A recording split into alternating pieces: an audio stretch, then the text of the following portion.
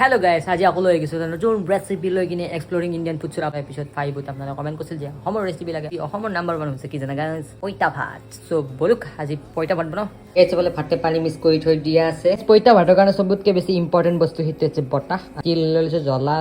আদা ৰহুৰু আলু খানাৰ কাৰণে আলু হাবা লগাই দিছো আমি ইতে বটিম বটা এবাৰ আলু খানবা লাগব গাইস আপোনালোকে ইয়াতে মাছ পুৰা এড কৰিব পাৰে কিন্তু মই মাছ পুৰা ইমান এটা ভাল নাপাওঁ প্ৰথমে লম আমি ভাত তেল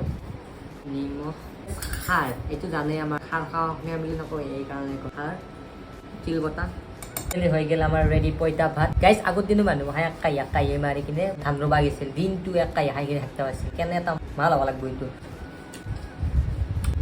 আৰু নেক্সট ভিডিও কি ওপৰত বনাবি হানষ্টেডৰ ওপৰত বনাম কমেন্ট কৰিবি যিমান অসমীয়া আমাৰ অসমীয়া মানুহ যিমান চাই আছে সবে কমেন্টত জয় অসম লিখি যাব লাগে তোমাক ভিডিওটো সব কৰক লাইক কৰক শ্বেয়াৰ কৰক সাবস্ক্ৰাইব কৰক কমেন্ট কৰক নেক্সট ভিডিও বাই বাই জয় অসম